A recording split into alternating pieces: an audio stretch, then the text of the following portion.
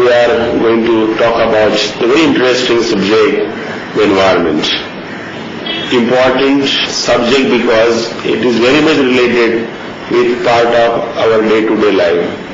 I would tell you all students that please do not look at this subject as something that you are going to study by any compulsion or it is part of your syllabus. I am not going to talk about what syllabus, what studies, how much score you are going to get, how much you know about environment. I want to make you to feel that environmental is very, very interesting. In fact, if somebody asks me that what is the best subject that you like, I would always say environmental study. Every day, everything that you see around, you interact with, you enjoy with, you live with. Right from your early morning till you go to the bed, and even when you are in the bed and get up early morning, the natural processes that are involved with, or you are interacting with, they are all nothing but environmental science and environmental related. I know that still you are going to study something about environment in your second year syllabus, maybe third year syllabus, but you see that anything that you see around, there is a light, it's a water, it's a soil, or it's a forest, or the birds, and then what you talk about ecosystem, and the interactions, how environment, nature, forest is important for the birds, how land, soil is important for all of us, and most of us come from farming community, and know that without the soil, without the land, without the forest, or without agriculture, there cannot be a good livelihood. Then the modern methods, equipments, chemicals, fertilizers, all that we use, sometimes they are very helpful, but sometimes they do a great damage to us. To us means what? To our environment. Because the food that we eat, if it gets contaminated by some chemicals or pesticide or overuse of that, then it is a problem. The water that we drink is very important, but sometimes we see the problems with the water and we don't like to consume that water. But sometimes you don't see the problems associated with the water because bacteria, all those germs, or those many things, or chemicals, sometimes you don't see plain water or water with all these problems. It is the same story. And then we consume it and some of us fall sick. And therefore today, what I have told you, don't you think that environment related, all these issues are very much integral part of our day-to-day working and the life. Let us talk about the light, let us talk about the heat, let us talk about anything you think around. Let us look into that classroom that you are sitting into, the furniture used into, the tiles made up of, the soil that is made up of, or the tiles that are used for either roofing or for covering the soil. They are all nothing but a part of environment. But they all have come from some or the other natural resources. And in process of doing that, do you know that how much damage we have done to those natural resources? You made hundreds and thousands and millions of tables and chairs, and you'll find that where it has come. It has come from the forest. The water that all in the tanks that we have been here and using and consuming, the industries around here in the Nasik and around, you'll find that there are a lot of industries using water. But it is coming from where? It is all coming from the lakes, rivers around. In return, what has happened? It has been withdrawn from some area, used somewhere. And in the process of using that water, we do a lot of dirty things with the water.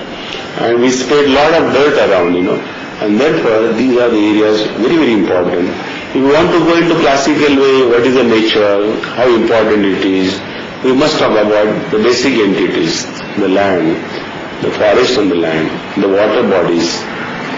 Then the resources within these each one. If you talk about the land, there are a lot of minerals into that. If you talk about steel, it is iron. You are talking about iron mines, manganese mines, chromium mines, zinc mines. They are all nothing but integral part of the earth's crust, the mineral or the core of the soils. And from there, we explore all this by the process called mining. Why do we do that? we do mining, something from inner of the soil we take out. And in the process, in the digging, mining, pulverization, we do lot of other damages. And we'll find that mining does lot many problems. It spoils the land, its ecology. There are ways how you can do it.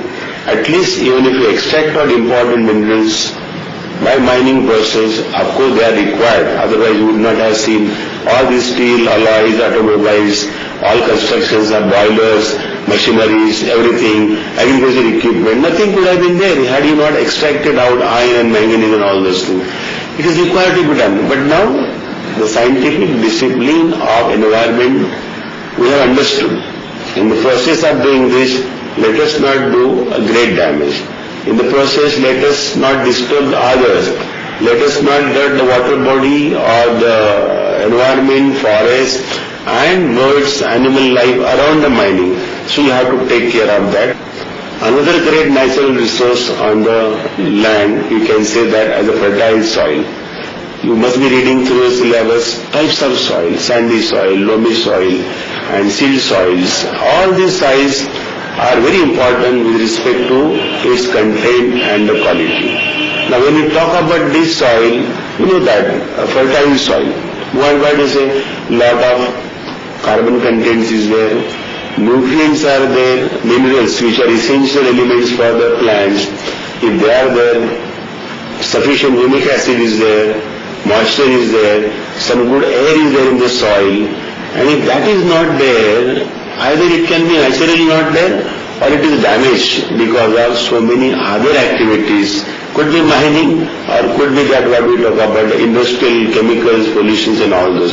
So this can lead to doing damage to surface soil which is very essential for a crop. And therefore we have to take care in all these activities in preservation of lands and mines and the soil. We must take care that we do not do ecological damage and we leave the land, soil fertile enough so that we can grow the crop. And unless that land is maintained, its ecology is maintained, its fertility is maintained, I don't think we can get good crop. If you don't get a good crop, naturally we call famine. Either by bad quality of land, crop yield goes down, population goes on increasing, and then what happens? Demand-supply ratio is disturbed. Scarcity of food, and we are depend upon good ration shops, this and that, and in normal way, what we should produce abundant, eat abundant, live happily, that does not happen. And therefore, unless we maintain the ecology of the land, soil, it is not possible. Another important natural resources you all must be knowing, without that we can't live, and that is the water. In simple chemical formula it is H2. But you know H2O, all many compounds can be synthesized in laboratory. But do you think that you can synthesize water? If you want, yes, you can do it. But can you meet that demand supply of water? 97% of water is marine water, and even more than that, and about 0.3% of water is fresh water. Now from this 0.3% of water we talk about, we must talk of the globe in entity. All the countries on this planet Earth, they must think of this water as a most important entity, and without water there cannot be life, all of us know it. What do you mean that without water there cannot be life? Is no water, maybe it is rainfall, or the glaciers melting, or it is into the groundwater, or it is the river water, or ocean water, whatever water we call about. Unless it is there on the land, you cannot grow the crop. You cannot have irrigation. Maybe there is a groundwater, but would not be sufficient for the type of crop that we grow, where the roots cannot reach that groundwater. There are aquifers into the earth body. They have to be recharged. Now we talk about water harvesting or this conservation. But this water, when it rainfalls, it comes through. It has to be maintained in its purity. It should not run through the contaminating areas, the industries, and such pure water. If it is a land, you can maintain, conserve, crop, ecology, everything. The same water, if you use industrially, damage it, pollute it can do damage to the earth, soil, it can do damage to groundwater, it can do damage to the crop, and many poisonous things, toxic things can come into our food chain. And therefore it is very essential to manage water. Now we have been talking about naturally seawater, marine water that comes from the sea, so it's a marine body. So this marine source of water is not useful for us for drinking purpose. It has its own wealth. It has a lot of sea nodules in the sea. We have the water which can be used for, it is essential thing for the marine fish. And so you know how important our wealth from the marine. It has got seaweeds. It's using many minerals like iodine, bromine and so on. It is a seafood. It is supported to the seafood and with the fish. And the many countries' economy, even some of our coastal district economy is on the marine fish. Fresh water comes from groundwater, but we talk about the well, and then we pump it out for agriculture purpose, drinking purpose. Then there are water bodies, lakes. You know that there are so many lakes around Nashik. There are so many lakes in Maharashtra. They are basically used water bodies for supplying drinking water. But at the same time there are many dams, lakes which are used for irrigation purpose. At Paitan we will find that the dam is used for irrigation, and therefore these water bodies, they harvest or they store the rainwater which is used. So that is also our natural resources. As I said in the beginning, you can't always synthesize water like you synthesize so many chemicals, like H2O also in that way chemical. And therefore the nature, the environment it gives you, that abundant quantity of water must be taken care of. Recently we have started talking about management of water. What we say, use minimum. Don't waste water. Don't leave the tap open. And Mumbai city is a treated water. It costs us heavily, though it is subsidized and given almost free to the citizens. The treatment of water cost is anything beyond 200 rupees per 1,000 liter. It is supplied from about 400-300 kilometers away from Mumbai. Same water is given at the peanuts price. Maybe hardly 35 rupees are charged, or maybe now more, 1,000 liter of water to the consumer. And that way our great resources are going into what? Treating that same natural water, mineral water to be treated. We have seen more business of water being capped into plastic bottles and we are all using it. What is it? Because somewhere somebody is contaminating it, polluting it and making, I will say in a very simple word, very unsafe for drinking purpose. And because of that making it safe, you know how much wealth and money we spend in treatment of water. Entire city of Mumbai requires 35 million liters per day of treated water. Then the chemicals, transports, piping, plumbing, everything is there.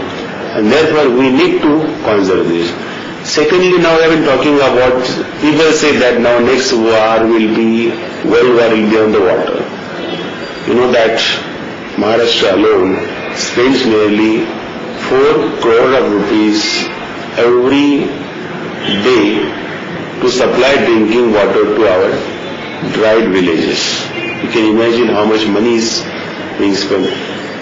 Had there been good rain, which is possible with good ecology and environment, no chemical emissions, and therefore the water can be harvested, can be there naturally, so that we don't spend money on this water treatment. Nevertheless, we require industries, and therefore what we do, effluent, that is dirty water, mixed with so many unwanted chemicals, oil, grease and so many other solvents, it comes out to the industries. Now we can't afford it to go waste. And therefore it is to be treated, primary, secondary, tertiary treatment of this water. These treatments are also required for drinking water. But these water contaminated with chemicals require further treatment, lagoons, this and that, aerators, sedimentations, all many processes, so that you can use that water for at least irrigation, agriculture, and other than drinking uses even for the human being. Toiletry waters and all those. In foreign countries, they have been doing it. You can see the hotel water from the waste can be again recycled for even drinking purpose. And therefore, this water conservation also is very necessary. Lately we have been talking about harvesting water by recharging the groundwater. Many schemes have been launched. It is our aquifers, is something the water body inside the ground is to be charged. So you allow water to get into. And so on that part of that water body, you know how important it is for preserving.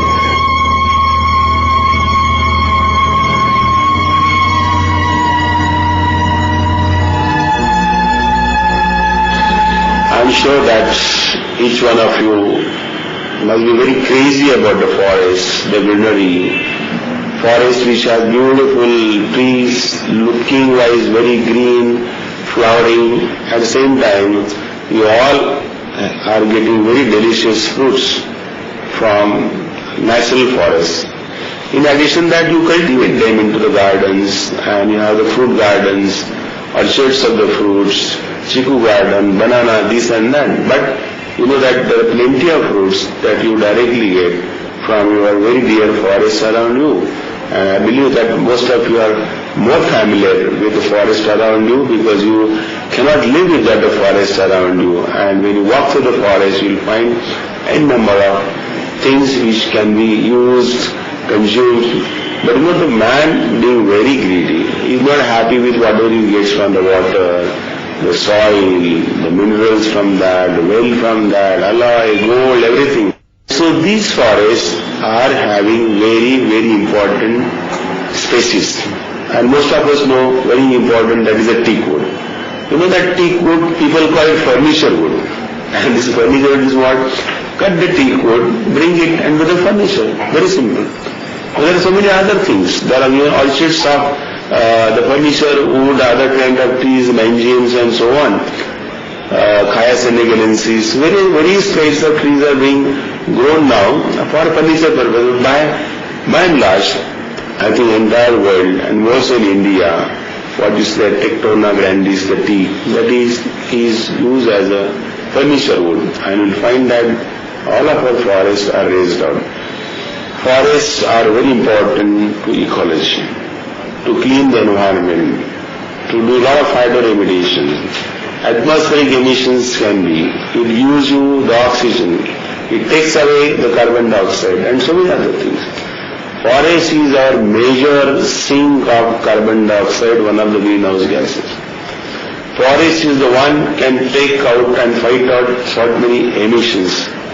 Forest is the one can absorb many of the toxic chemicals.